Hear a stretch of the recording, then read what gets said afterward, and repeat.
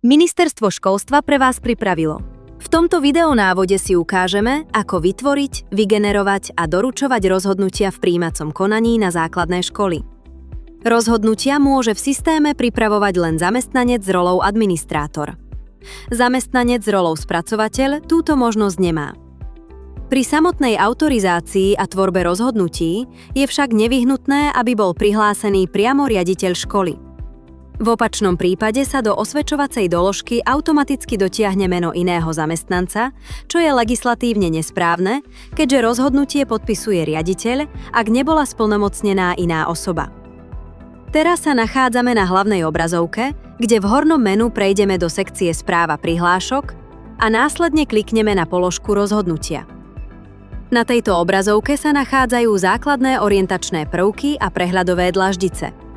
Tieto dlaždice vám poskytujú rýchly prehľad o celkových počtoch rozhodnutí a taktiež o počte zaevidovaných odvolaní.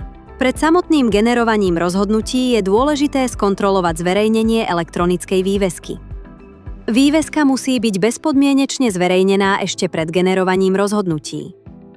Výsledky na výveske sa zákonným zástupcom zobrazujú od 15. júna 2026.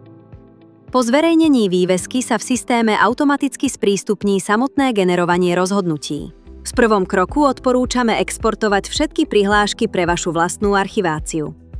Kliknite na možnosť Vybrať všetky a následne kliknite na tlačidlo Exportovať do XLSX. V stiahnutom exporte nájdete v stĺpci H informácie o tom, ktorí zákonní zástupcovia požiadali o zaslanie rozhodnutia o prijatí elektronicky alebo poštou. Toto rozhodnutie sa totiž štandardne iba zverejňuje na výveske a rodičom sa bežne nedoručuje. V prípade potreby sa môžete kedykoľvek obrátiť na technickú podporu cez modré tlačidlo Žiadosť o podporu.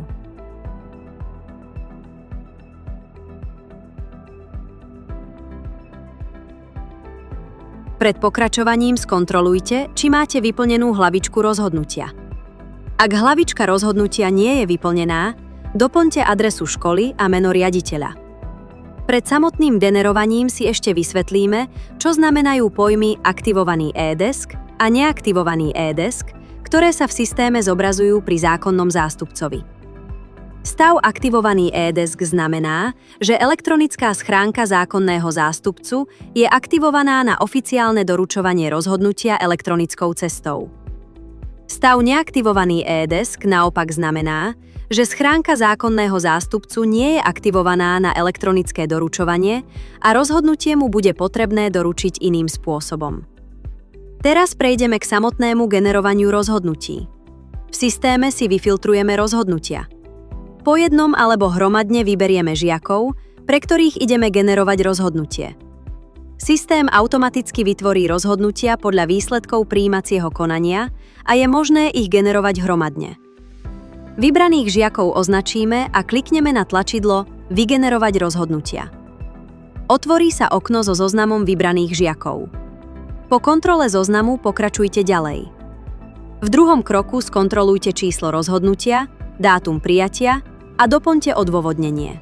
Ak potrebujete prácu prerušiť, kliknite na Uložiť rozpracované. K podpisovaniu sa môžete kedykoľvek vrátiť neskôr.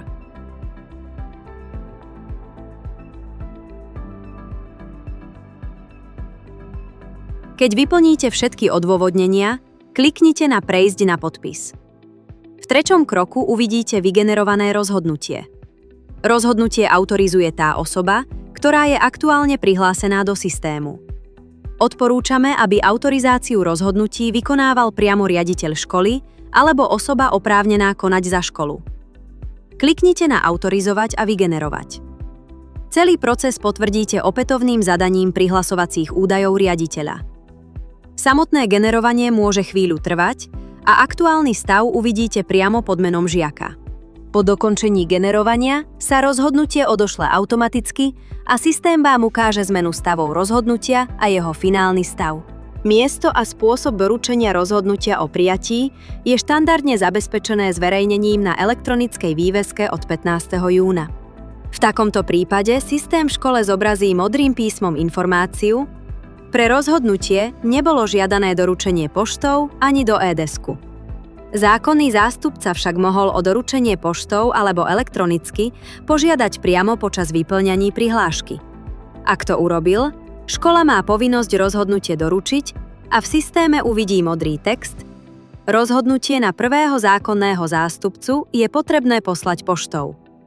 Rozhodnutie o neprijatí sa doručuje elektronicky do schránky zákonného zástupcu na portáli slovensko.sk, a to ihneď po vygenerovaní rozhodnutia.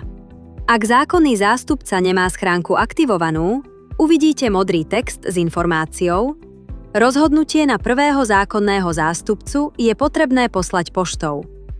Ak zákonní zástupcovia žijú na rôznych adresách, škola uvidí túto informáciu prehľadne zobrazenú aj pre druhého zákonného zástupcu.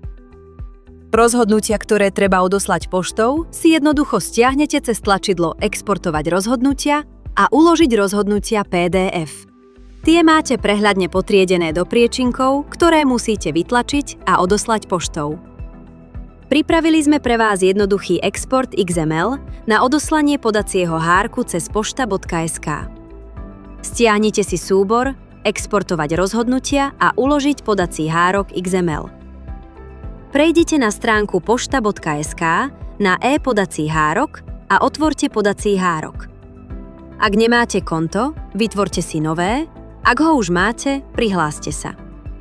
Po prihlásení kliknite na Import hárku, vyberte súbor z počítača a kliknite na Nahrať. Takto sa vám jednoducho nahrajú všetky adresy na podací hárok.